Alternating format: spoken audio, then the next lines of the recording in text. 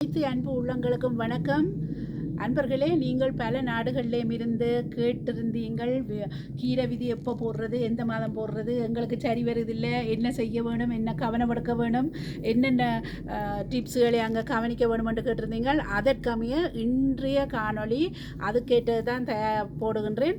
அதோடு நான் இந்த முறை இந்த கீரையை எடுத்தது அமரந்த் என்று சொல்லப்படுகின்ற இனத்தைச் சேர்ந்த செங்கீரை. அந்த கீரை இனத்தை தான் எடுத்திருக்கிறேன். இது சென்ற கடைசி ஆண்டு இங்கே குளிருக்குள்ள நின்று எடுத்த மரமாக இருந்தபடியினால குளிரை கூடுதலாக தாங்கக்கூடிய சக்தி இதுக்கு இருக்குது. ஒரு 4-5 கிராட் மட்டும் போனால் இது நிற்கக்கூடியது. மற்றது விண்டருக்கு 11ஆம் மாதம் மட்டுமே கடைசி மட்டும் நின்றது. அந்த இதில் எடுத்த விதை தான் இது. பிறகு அப்படி இருந்தும் இதுகள் கொட்டுப்பட்டிருந்தால் கூட இதில் இருந்து முளைக்கக்கூடியது மண்ணுக்குள்ளே தாழ்பட்டால் அது பழுதாகாமல் முளைச்சி வரக்கூடிய இனத்தை சேர்ந்தபடியினால நான் அந்த இனத்தை இந்த முறை சிறப்பாக எடுத்திருக்கிறேன். இதில் நானும் பச்சையாக தான் போடுறது. இதுன்ற தன்மை, இதுன்ற பலன் எல்லாத்தையும் அறிஞ்சபடிக்கினால உங்களுக்கு இதை தெரியப்படுத்தணுமென்ற ஆர்வத்தில் இதை போட்டிருக்கிறேன். அடுத்த மாதம் நான் பச்சை இனத்தை சேர்ந்த நோமல் மெட்டை கீரை போட இருக்கிறேன். நீங்கள் தொடர்ந்து இந்த காணொலியை பார்க்கலாம். எப்படி என்னென்ன விஷயத்தை நாங்கள் கவனிக்கணும், எப்படி மண் எப்படி இருக்க வேணும், வெளிச்சம் எப்படி தங்கி இருக்க வேணும், எந்த அளவில் நாங்கள் இந்த நாட்டு மேடை போட வேணும், என்னென்ன விஷயத்தை எந்தெந்த முறையில் இதை விதைக்க வேணும், எந்த அளவில் மணலை கலக்க வேணும், எந்த மாதம் போடுறது, என்ன கவனிக்கணும் என்று கேட்டிருந்தார்கள். அதே தான் இப்போ இந்த மாதம் 3ஆம் மாதம் 4ஆம் மாதத்துக்குரிய பயிர் தான் இந்த கீரை. அந்த கீரையிலையும் நிறைய வகையான வித்தியாசமான வகைகள் இருக்குது. அதை நீங்கள் ஒவ்வொருத்தரும் ஒவ்வொரு நாட்டுக்கு ஏற்ற மாதிரி ஒவ்வொரு நாட்டிலையும் சில கீரை இனங்கள் நல்லா வரும். மற்றது குளிர் கூடின இடம், குளிர் குறைஞ்ச இடம் என்று சொல்லி அதுக்கேற்ற தன்மையிலே நாங்கள் கவனிக்க வேணும். சில இடங்களில் குளிருக்கேற்ற கீரை வித்தியாசமான கீரையாக இருக்கும். மற்றது நோமலாக இப்போ எங்கடைய அன்பர்கள் விரும்புகிறது எங்கட ஊர்க்கீரை என்று சொல்லுவார்கள். அதுக்கு சரியான வெப்பநிலையை நீங்கள் கவனிக்க வேணும். அந்த கீரை நீங்கள் போடுறதா இருந்தால் 4ஆம் மாதம் உகந்தது. 3ஆம் மாதத்தில் கூடுதலாக குளிர் வரும். அதாவது 8 கிராட்டுக்கு குறையக்கில்ல 4 கிராட் 5 கிராட் 3 கிராட் எல்லாம் போகுது. அப்படி போகக்கில்ல இரவில் போகக்கில்ல பகலில் 20 கிராட்டில் நிற்கிது, 18 கிராட்டில் நிற்கிது. இப்போ 3ஆம் மாதம். அப்போ இரவில் போகக்கில்ல அதை சரியான முறையில் பாதுகாக்கணும், மூடி பாதுகாக்க வேணும். அப்படி பாதுகாப்பீங்களாக இருந்தால் நீங்கள் 3ஆம் மாதமே இந்த கீரையை நீங்கள் விதை போட்டு கீரை போட்டு நீங்கள் வளர்த்தெடுக்கலாம். இது ஏனென்று சொன்னால் குறுகிய கால பயிர்ன்றபடியினால போதுமான வெப்பநிலை இருக்க வேணும். 3 கிழமையில் இருந்து 3 கிழமை வந்தோடனே அது பிடுங்கக்கூடிய அளவுக்கு அது வளர்ந்து விடும். சரியான வெப்பநிலையில் அதை வளர்த்தெடுக்கல 3 கிழமை போதுமானது. 4 கிழமை கடந்ததுன்னு சொல்லி சொன்னால் அது முத்தி நார் பிடிச்ச மாதிரி அந்த தண்டு நார் தன்மையாக வந்துடும். அப்புறம் இலை தான் எடுக்கிற மாதிரி குருத்தோட கொஞ்சம் கிள்ளி இலை தான் எடுக்கிற மாதிரி வரும். அதுக்கப்புறம் நீங்கள் கூட விதைக்கு விடுறதுன்னு சொல்லி சொன்னால் பெருசாக வளர விட்டு விதையாக எடுத்து தண்டலாம். ஒவ்வொரு தடவை நீங்கள் ஒவ்வொரு உங்களுக்கு கண்டுபிடிச்ச ஒரு இனத்தை தான் நீங்கள் வச்சிருப்பீங்கள். அதில் கூடுதலாகவே அன்பர்கள் கூடுதலான வீதம் ஊர்க்கீரை பச்சை கீரையை தான் பாவிப்பீங்கள். ஆனால் அந்த பச்சை கீரை சிறந்தது. அதை விட அந்த சிவத்த கீரை என்று சொல்லப்படுறது இன்னும் மிக சிறந்தது. உதாரணத்துக்கு நீங்கள் ரத்த அழுத்தம் உள்ளவையே ஒரேஞ்சு குடித்தா 30 வீதம் அதை தொடர்ந்து குடித்து கொண்டு வந்தால் 30 வீதம் ரத்த அழுத்தம் குறையும் என்று சொல்லுவினோம். அதை விட மாதுளம்பழத்தை எடுத்துக்கொண்டீங்கன்னு சொன்னால் உங்கள்கிட்ட யாரை கேட்டாலும் தெரிஞ்சவை தெரியாதவை படித்தவை படிக்காதவை கேட்டாலும் மாதுளம்பழமாக தோடம்பழமாக மிக சிறந்தது உடம்பு கண்டு சொன்னால் மாதுளம்பழம் என்று சொல்லுவினோம். ஏனென்று சொன்னால் அந்த மாதுளம்பழம் சிவப்பு தன்மை உள்ள பழங்களாக இருக்கட்டும், மரக்கறிகளாக இருக்கட்டும், கீரை வகைகளாக இருக்கட்டும், அதில் ஆன்டிஆக்சைடின் அளவு, அந்த ஆன்டிஆக்சைட் தயாரிக்கப்படுறது ரத்தத்தை சுத்திகரிக்கிறது, அந்த ரத்தத்தின் அளவை கூட்டுற தன்மைகள் சிவப்பு தன்மையில் இருக்கிறபடியினால அந்த மாதுளம்பழமே தோடம்பழமும் வேணும். ஆனால் மாதுளம்பழமும் என்னென்ன வருத்தம் ரத்த பிரச்சனை உள்ளவை கூடுதலாக பாவிக்கலாம். அந்த ரீதியில் நான் இந்த முறை எடுத்திருக்கிறது அமரந்த் என்று சொல்லப்படுகின்ற இனத்தை சேர்ந்த சிவப்பு கீரை எடுத்திருக்கிறேன். பச்சையும் சிவப்பும் நோமலாக அந்த இனத்தில் இருக்குது. இது நான் கூடுதலாக இந்த சிவப்பு அமரந்த இனத்தை சேர்ந்த கீரை பெரிய இனக்கீரை. இது எதுக்காக எடுத்திருக்கிறேன்னு சொன்னால் மற்ற கீரை இருந்தாலும் இது குளிருக்கு பழக்கப்பட்டு இங்கே வச்சு எடுத்து பழக்கப்படுத்தப்பட்ட விதியண்டைகளில் மெல்லிய குளிரெண்டாலும் 5-6 கிராட் ரெண்டாலும் அதை பாதிக்காத அதில் வளர்ச்சி நல்லா இருக்கும். அது சென்ற வருடம் நான் எடுத்து எப்படி அதை பாதுகாத்து வச்சுருக்குறேன்.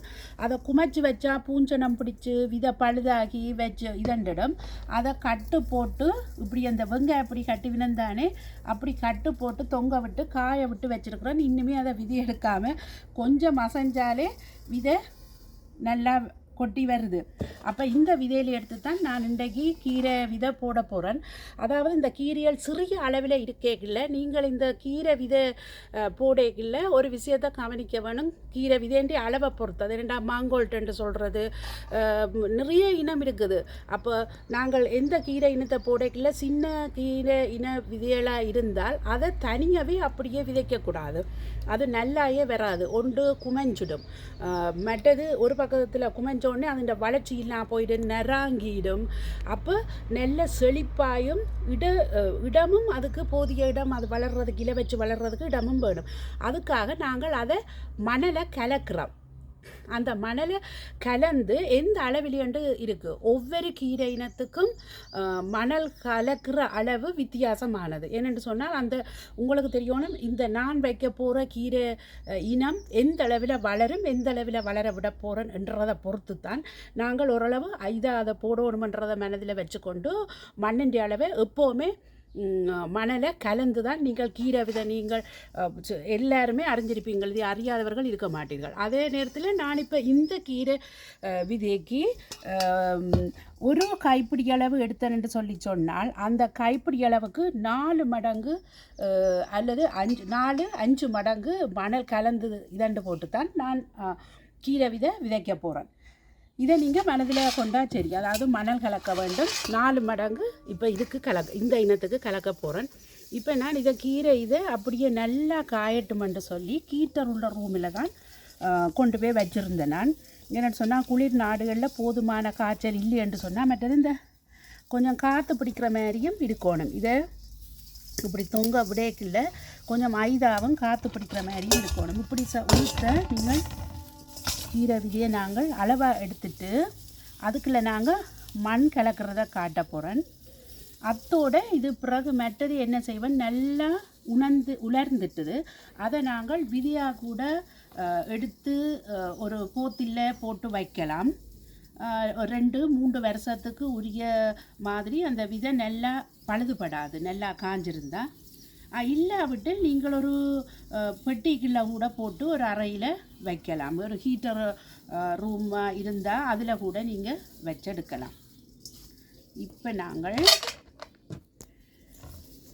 தேவையான அளவு தான் நான் இதுக்குள்ளே எடுத்துகிட்டு மெட்டில் வச்சுருக்கிறேன். அதை மெட்டில் வைக்கலையும் சும்மா நிலத்தில் வைக்கப்படா வைக்கிற இடமெல்லாம் விதை கொட்டுப்பட்டு கொண்டு இருக்கும், காஞ்சபடியினால் கொட்டுப்பட்டு கொண்டு இருக்கும். இதை நாங்கள் நல்லா கசக்கி எடுக்கிறோம். கசக்கி எடுத்துட்டு எவ்வளவு தேவையோ நெருக்கடியாக போடக்கூடாது. நீங்கள் மற்றது இந்த கீரை பயிர் போடக்குள்ள இப்போ போடுறீங்கன்னா இது 1 மாதத்து 3 கிழமை 2 கிழமையிலேருந்து 3 கிழமைக்குரிய பயிர் தான். இது பக்கண்டு வளர்ந்துடும். அதை பிஞ்சு கீரையாக எடுத்து நீங்கள் சமைக்கக்குள்ள தான் உங்களுக்கு நிறைய இரும்பு சத்து, கால்சியம், மெக்னீசியம், விட்டமின் எல்லாமே கிடைக்குது. அப்போ 1 மாதம் கடைசி 1 மாதம் அந்த 1 மாதம் கடந்தாலே தண்டு நேர்வத்திடும் முழுமையான கீரையை அப்படியே சமைக்கலாமல் இருக்கும். ஒரு கீரை மரத்துலேயே அரைவாசியை மேல் தண்டை முறித்து இலியொடிச்சு தான் சமைக்க வேண்டி வரும். நீங்கள் விதைக்கு 1-2 அப்படியே விதைக்கண்டு தெரிஞ்சு அப்படியே நல்லா வளர விட்டு விதை எடுக்கலாம். இல்லை உங்களுக்கு நிறைய இடம் இருக்குது, போதிய இடம் இருக்குது, இந்த விதை பாவிக்க போகிறீங்கன்னு சொன்னால் நீங்கள் கூடுதலாகவே விதைக்கு விட்டு எடுத்து அதே அந்த இங்கத்தை தினை அரிசி, விறகரிசி, அதுகளில் பால் கஞ்சி காய்ச்சி அந்த விறகு அரிசிகள் செய்யுமா போல் இந்த இதுகளையும் இந்த சாமன் இனங்கள் என்று சொல்லப்படுறது உங்களுக்கு தெரிஞ்சிருக்கும். லைன் சாமன், சீயா சாமன் என்று அந்த கொள்ளுகள் எள்ளுகள் மாதிரி அதே மாதிரி இந்த விதியையும் எடுத்து இந்த நாட்டு மக்கள் பாவிக்கிறார்கள். நிறைய வரும்போது அது நல்ல பெரிய மரமாக செடியாக தருது. அப்போ அதை அந்த தானிய இதாகவே அவர்கள் அதை பாவிக்கிறார்கள். இப்போ இதில் ஒரு கை சிறங்கி அளவு எடுத்திருக்கிறேன். இதுக்குள்ள நான் 4 தடவை இந்த கையளவாலே எடுக்க போகிறேன் மணல்.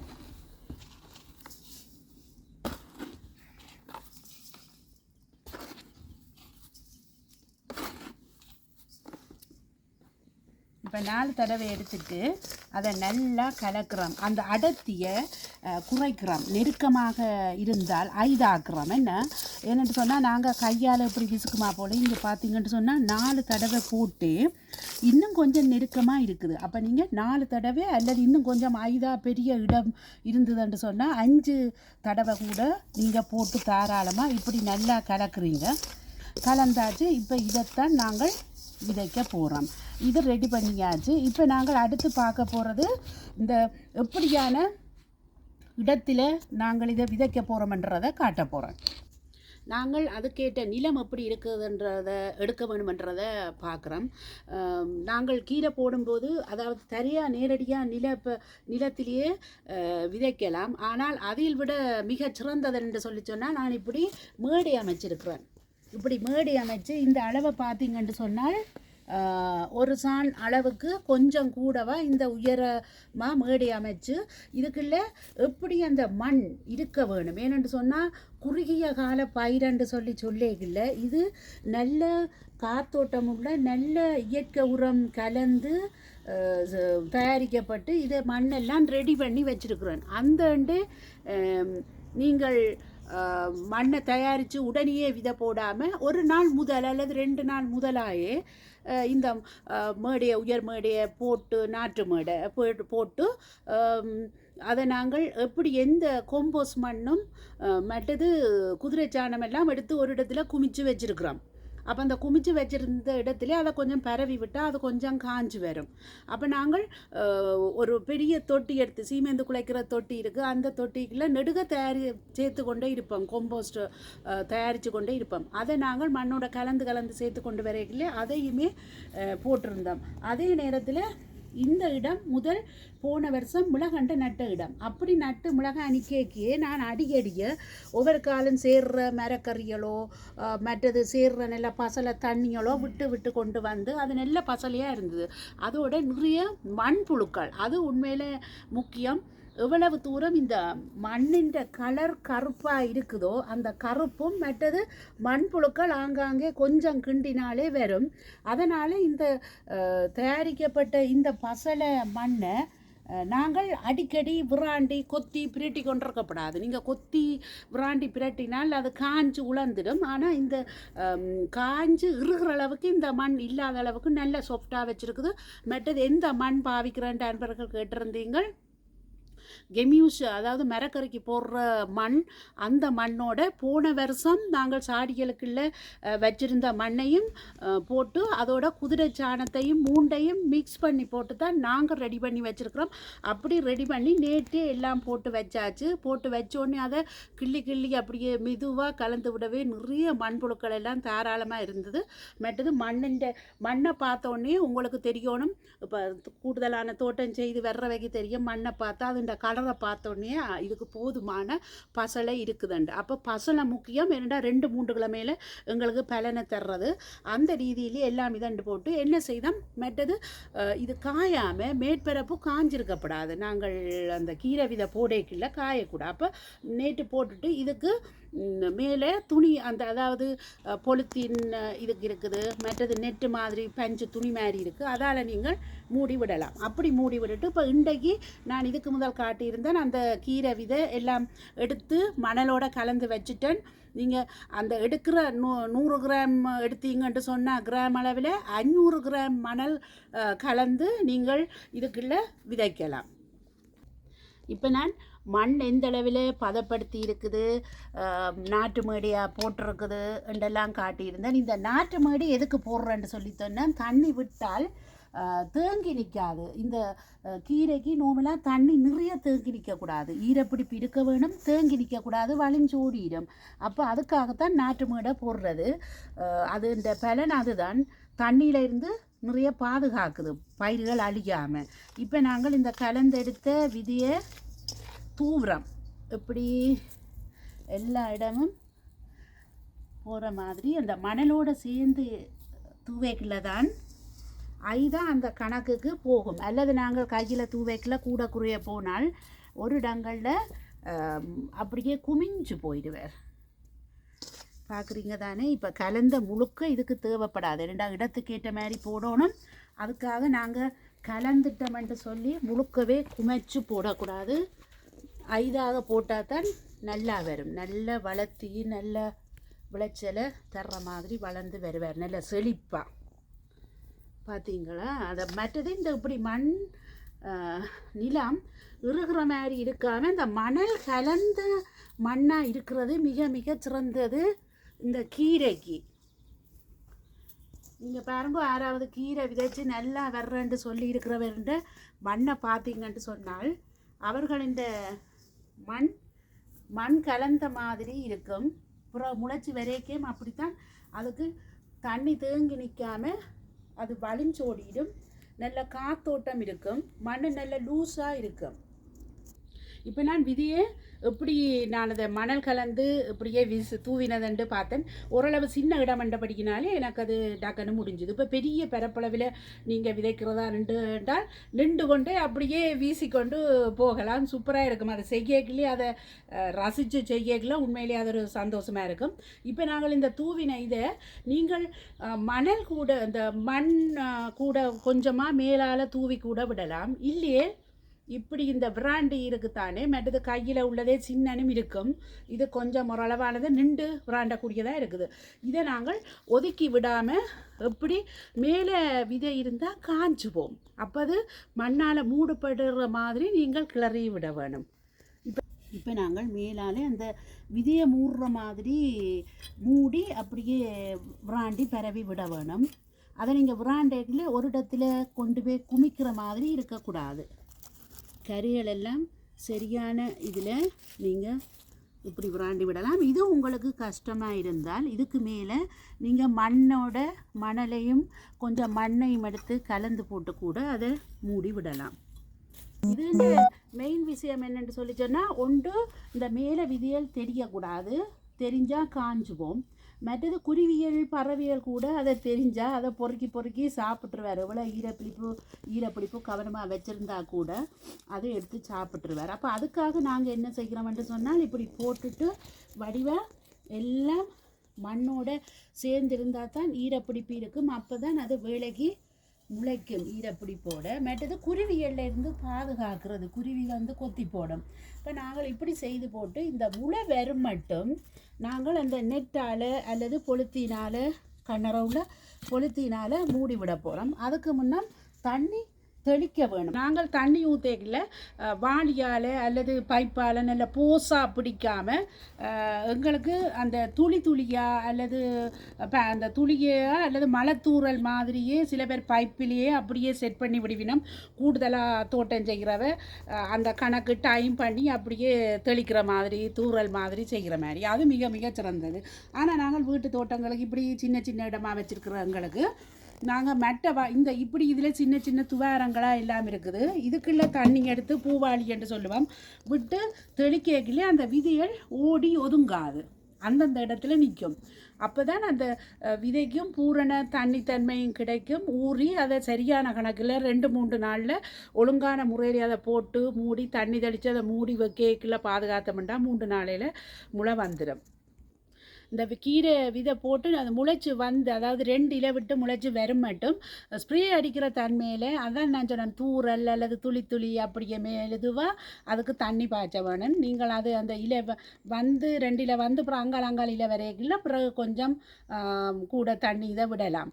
அதுக்கு முதல் நீங்கள் கூடுதலாக அப்படி விட்டு தூரலாக இல்லாமல் கண்டபாட்டுக்கு விட்டால் அந்த மரங்களுக்கு வளர்ச்சியை அந்த நிமிந்து நிற்கிற தன்மையை சரிக்க பண்ணும், வேரை பாதிக்கும், டிஸ்டர்ப் பண்ணும்.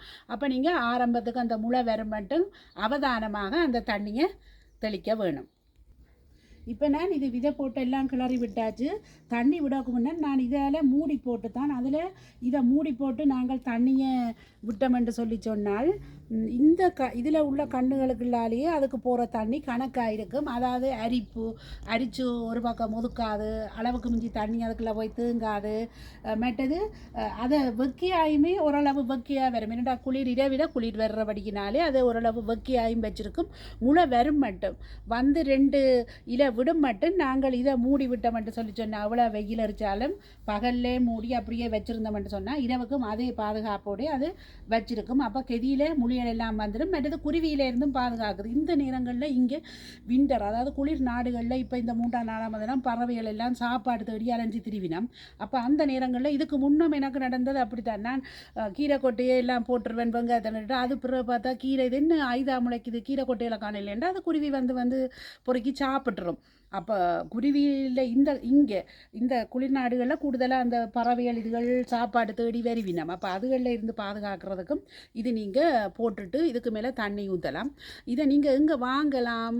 ஜெர்மனியில் வாழ்கிற நீங்கள் சொன்னால் பவுமார்க்ட்லேயோ அல்லது பூக்கண்டுகள் சம்மந்தப்பட்ட பூக்கண்டு கடைகள் சம்மந்தப்பட்டது கார்டன் சென்டரோ அங்கேயெல்லாம் நீங்கள் இது வாங்கலாம். அல்லது அமேசானில் கூட நீங்கள் இது ஆர்டர் பண்ணி எடுக்கலாம்.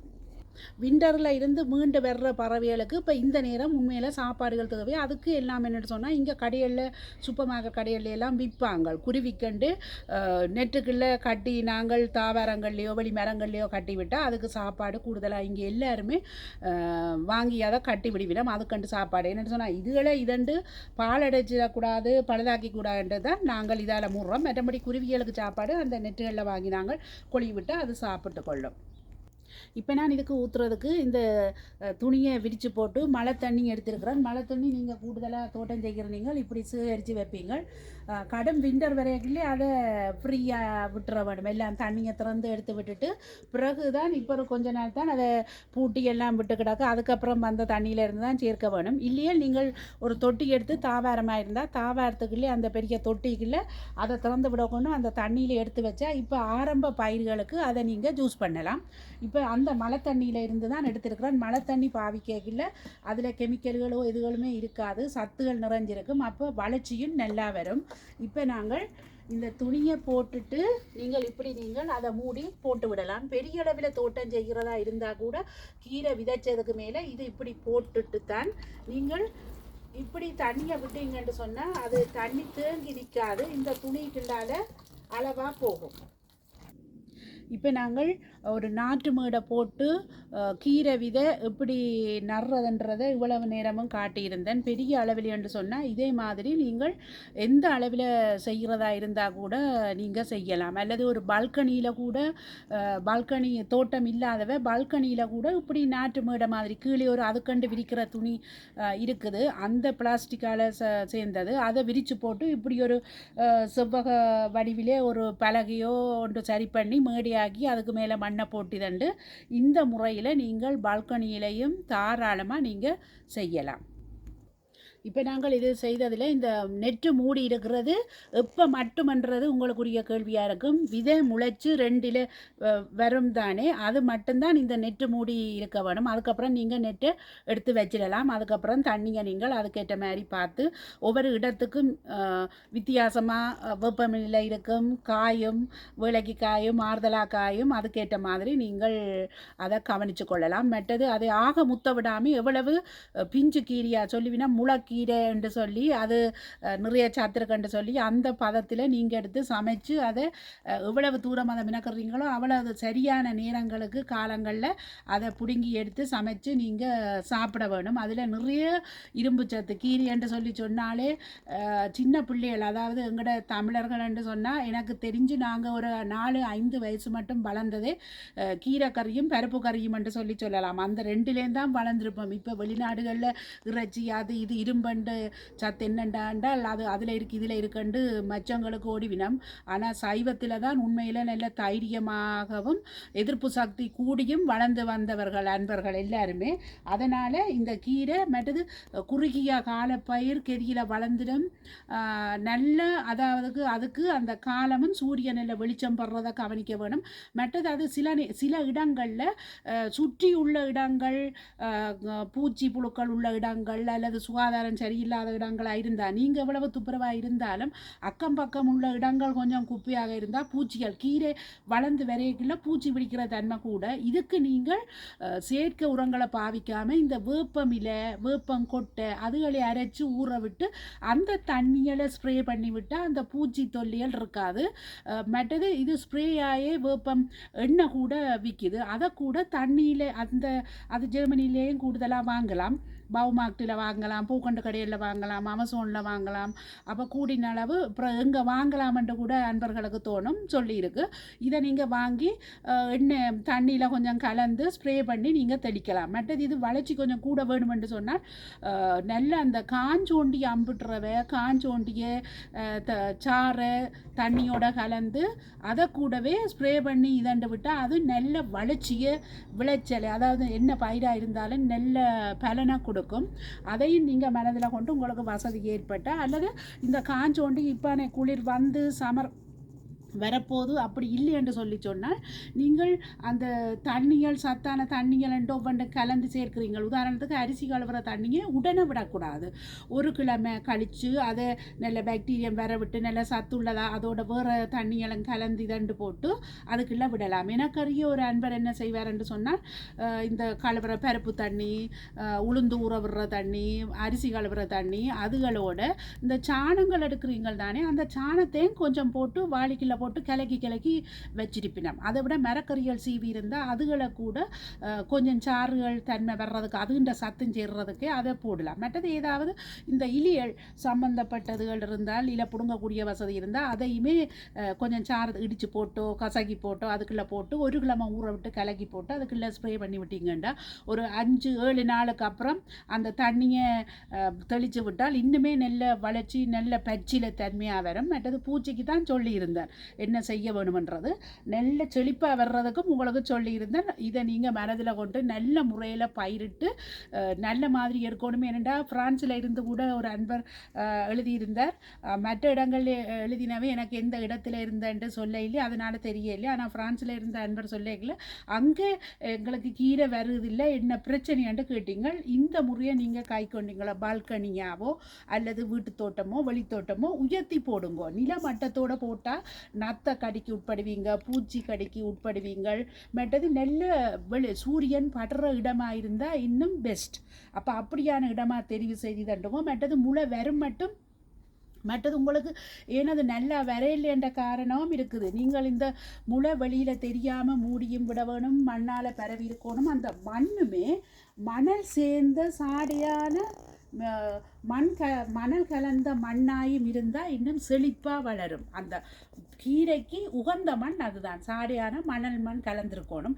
அதோட நீங்கள் என்ன அந்த கீரை விதையை விதைக்கையில் மணலை கலக்க சொல்கிறோம் தானே, 4 மடங்கு 1க்கு 4 என்ற இதில் கலந்திங்கன்னு சொன்னால் ஆக சின்ன விதை ஊர்க்கீரை இன்னும் சின்ன கீரை என்று சொன்னால் 1க்கு 5 என்ற முறையில் நீங்கள் மணலை கலந்து போட்டு தூவினீங்கன்னு சொன்னால் விதையோட நீங்கள் தூவைக்குள்ளேயுமே அந்த மணல் அதுக்குள்ளே சேரைக்குள்ளே அந்த மணல் கலந்த மண்ணாக வரையக்குள்ள போதுமான நீங்கள் உரங்களை அந்தந்த இதில் நான் முதல் அந்த மண் மேடை மற்றது மேடைன்றது முக்கியம். அது தண்ணியை தேக்கி வச்சிருக்காமே அளவான தன்மையாக அந்த பயிருக்கு தண்ணியையும் கொடுக்கும், பாதுகாப்பாயும் இருக்கும். மற்றது நெற்றை போடைக்குள்ள குருவிகளில் இருந்து பாதுகாக்கப்படுது, குளிரில் இருந்து பாதுகாக்கப்படுது. சில வேளையில் கட்டும் வெயில் வரைக்க ஒரு நாள் 20-25 கிராட் வந்துட்டு அடுத்து 4, 5, 8, 10 கிராட்டுக்கு அப்படி அந்த தாக்கங்களில் இருந்து கூட சமப்படுத்தி வச்சிருக்கும். மற்றது டக்குண்டு கட்டும் வெயில் வரைக்கிலே எரிஞ்ச மாதிரி காய விடாது. இந்த முளை வெறும் மட்டும் பாதுகாத்துட்டீங்கன்னா முளை வந்தால் போல பிறகு எடுத்துட்டு அதுக்கேற்ற மாதிரி ஒரு 3 நாளைக்கு ஒருக்கா பசலை, என்னடா இது 3 கிழமையிலேயே எடுக்கக்கூடிய பயிர் அல்லது ஒரு மாதத்திலேயே எடுக்கலாம் கடைசி. அப்போ அதண்டபடியினால நீங்கள் ஒரு 3 நாளைக்கு ஒருக்கா பசலை தண்ணி கலந்து கடுமையாக விடக்கூடாது. நீங்கள் ஒரு கப் அளவு எடுத்தீங்கன்னு சொன்னால் உதாரணத்துக்கு நெல்ல பசலை தண்ணியாக நீங்கள் கூடுதலான நண்பர்கள் நான் போன இடத்துல பெரல் ஒன்று வாங்கி ஒரு மரத்தை அடியோடியே வச்சிருந்து நெடுகவே சேர்த்து வச்சிருப்பார்கள். இப்போ சமருக்கு தொடங்குறதுக்கே அவர்கள் அந்த பெரலில் நிரப்பி வச்சிருக்கணும். முயல் புழுக்க கூட போட்டிருந்தவ, முயல் புழுக்க, குதிரை சாணம், மற்றது ஒரு பூசணிக்காய் வெட்டுறமோ, மரக்கறி இலவகை கோவா இதுகள் சேர்க்கிறோமோ அதுகளெல்லாம் அதுக்குள்ளே போட்டு கலந்து ஒவ்வொரு நாளும் கலக்கி விட்டு தண்டா அந்த தண்ணின்னு சொன்னால் 3 நாளைக்கு ஒருக்கா மெதுவாக தெளியுங்க. மற்றது ஒரு கப் ஒன்று வச்சுருந்தேன்னு சொன்னால் இந்த வாளிக்குள்ளே நீங்கள் கலக்க போகிறீங்கன்ட்டு சொன்னால் ஒரு 2 கப் 3 கப் அதை விட்டுட்டு அந்த தண்ணியால் மிச்சத்து தண்ணியால் நீங்கள் நிரப்பி போட்டு கலந்து போட்டு தெளியுங்க. கட்டும் பசலையும் அப்படியே இயற்கை உரமாக இருந்தாலும் கடுமையாக போட்டால் கூட அதை எரிச்சு போடும். அப்போ இந்த விஷயங்களை செய்ய உங்களால் முயற்சியும் உங்களுக்கு அந்த ஆர்வம் விருப்பம் இருந்தால் நீங்கள் எந்த பயிரையும் எந்த முறையிலையும் கெதியாக கற்றுக்கொண்டு அதை நல்ல முறையில் பலன் பெறுவீங்க. மற்றது இன்னும் 2 அன்பர் இந்த மண்ணின் படத்தை காட்டுங்கோ, மண்ணின் பேர் என்ன அப்படி என்று சொல்லியிருந்தீங்க. ஏன்னு சொன்னால் எனக்கு அந்த அன்பர் எந்த நாட்டில் இருக்குன்னு தெரியாது. இந்த நாட்டில் நான் இந்த படம் இந்த காணொலியோடு நான் நினைச்சு விடுவேன். நீங்கள் அதுக்கப்புறமும் உங்களுக்கு விளக்கம் இல்லைன்னு சொன்னால் நீங்கள் கேட்டால் நான் பிறகு என்னென்று இன்னொரு காணொலியிலே அதை தனியாகவே போடுவேன். மண்ணின் அது எல்லா சூப்பர் மார்க்கெட்டிலையும், மற்றது ஜெர்மனியில் வாழ்கிறதா இருந்தால் சூப்பர் மார்க்கெட், மற்றது கார்டன் சென்டர், பூக்கண்டு கடைகள் வேறு வேறு பேர்களோடு எல்லாம் இருக்கும். அங்கே எல்லாமே நீங்கள் மண் வாங்கலாம். மரக்கறி படம் போட்டிருக்குதும் யூனிவர்சல் ஏடன்னு ஒன்று இருக்கும். அது கெமியூஷ ஏடை அல்லது யூனிவர்சல் ஏடை, மற்றது அன்சூக்ட் ஏடை. இதை மிக்ஸ் பண்ணி நீங்கள் பாவிக்கலாம். கட்டாயம் அந்த மண் தான் வாங்கி இப்போ பால்கனியில் உள்ளவைக்கு வாங்க வேண்டிய சந்தர்ப்பம் வரும். மற்றது வீட்டு தோட்டமாக வச்சிருக்கிறவையோ வெளி சம்மர் கார்டனாக வச்சுருக்கிறவையோ நீங்கள் கொம்போஸ்டண்டே தயாரிக்க வசதி இருக்கும். நாளாந்தம் செய்கிற இதுகளோட இந்த ஃபார்முக்கு கிராமப்புறங்களில் உள்ளதுக்கு நாங்கள் குதிரை சாணம் எங்கே எடுக்கிறோன்ற கூடவே ஒரு சில அன்பர் கேட்டிருந்தார்கள். அது நீங்கள் கிராமப்புறங்களில் இருக்கிற நீங்கள் என்று சொன்னால் போய் சும்மாயே தான் எடுக்கிற, அவங்க காசு ஒன்றுமே கேட்க மாட்டாங்க. அவங்க சந்தோஷப்படுவாங்க நீங்கள் கிள்ளி கொண்டு போங்கொண்டு. அப்படி கிள்ளி கொண்டு வரைகளை இந்த குதிரை சாணங்கள் மாட்டு சாணங்கள் எடுக்கிறீங்களெல்லாம் வைக்கோலோட கலந்தபடி எடுத்துக்கொண்டு வாங்க. ஒரு சிலர் நிற்கிறது சாணம் தானே வைக்கல் சும்மா கஞ்சல், அந்த சாணத்தில் நின்று சாணம்தான், ஆனால் அந்த சாணத்தையும் தனிமையாக இருந்தால் அந்த சாணம் குமைஞ்சு போகும். வேலைக்கு காய்கிறதுக்கும் மண்ணை லூஸாக காத்தோட்டமாக வச்சிருக்கிறதுக்கும் அந்த சாணத்தோடு சேர்ந்து அவங்க போட்ட வைக்கோல் அது இதெல்லாம் மிக்ஸ் பண்ணியிருக்கும். அதோட கொண்டு வந்து சேர்த்து நீங்கள் மண்ணுக்குள்ளே போட்டு ஒரு மூலியாக ஒன்றில் கொட்டி விட்டால் அது காஞ்சு இதாண்டு உள்ளுக்க சேர்க்கிறதையும் கலந்து போட்டு நீங்கள் அந்த மண்ணை பாவிக்கலாம். மற்றது போன முறை சாடிகளில் நீங்கள் வச்சு நட்ட கண்டுகள் அந்த மண்ணை ஒரு அதோட கொட்டி கலக்கி போட்டு திரும்ப அதை மிக்ஸ் பண்ணி போட்டு எடுத்தீங்கன்னு சொன்னால் அது புது மண்ணை நீங்கள் வாங்கவே தேவையில்லை. இவ்வளவு நேரமும் உங்களோட கேள்விகளுக்குமாகவும் இந்த கீரையை நான், அதாவது சிவத்த கீரை, செங்கீரை, அமரந்த் என்ற இதுக்குமே நீங்கள் எல்லா இடங்கள்லேயும் கூடுதலாக வாங்கலாம். அப்படி தேவையானவர்கள் அமேசானில் கூடவே நீங்கள் பார்த்து வாங்கலாம். மற்றது கூடுதலாக எல்லா கடையிலையும் இருக்கும். இந்த சிவத்த கீரை பாவிக்கிறது நானுமே முந்தி எங்கட பிள்ளைகளுமே சிவத்த கீரையை நான் கூட மங்கோல்ட்டுன்றது கூடுதலாக வைப்பேன். அது ஈஸி என்று சொல்லி தனி மரமாக வர நிறைய கீரை இலை வெட்டி எடுக்கலாம், பெரிய இலையாக இருக்கும். அப்போ அதை பச்சை இலையாக காய்ச்சைக்குள்ளே சாப்பிடுவார்கள். சிவப்பு இலையனா சிவப்பு ஒன்று வினம், ஆனால் அதில் நிறைய பலன் இருக்குது. நீங்கள் கலந்து கூட காய்ச்சலாம் ஆரம்பத்தில். பிறகு தனிக்கீரையுமே ரெண்டையுமே சரிக்கு சரி காய்ச்சி சாப்பிடுங்கொண்டு கூறிக்கொண்டு நிறைய பலன் அடைய வேணும். இதில் உங்களுக்கு வேறு ஏதாவது உங்களுக்கு தெரிஞ்ச விஷயங்கள் இருந்தால், நான் சொல்லப்படாமல் இருந்தால், வேறு விஷயம் தெரிஞ்சிருந்த அன்பர்கள் கொமெண்ட்ஸில் எழுதி எனக்கு தெரிவித்தால் நானும் அறிந்து கொள்ளலாம். தெரியாத விஷயத்தை மற்ற அன்பர்களுக்கும் அதை தெரிவிக்கலாம் என்று கூறிக்கொண்டு இந்த காணொலியை இத்தோட கீரை போடுறது, கீரை நடுறது எப்படி என்றதும் கீரைன்ற பயனேன்னு சொல்லியிருந்தேன். மீண்டும் அடுத்தடுத்த காணொலியில் தொடர்ந்து இந்த அடுத்தடுத்த பயிர்கள் என்னென்ன இந்த மாதத்தில் வைக்கலாம், அடுத்த மாதத்தில் என்ன வைக்கலாம் என்ற காணொலிகளை தந்து கொண்டிருப்பேன் என்று சொல்லிக்கொண்டு விடை பெறுகின்றேன். மிக்க நன்றி அன்பர்களே.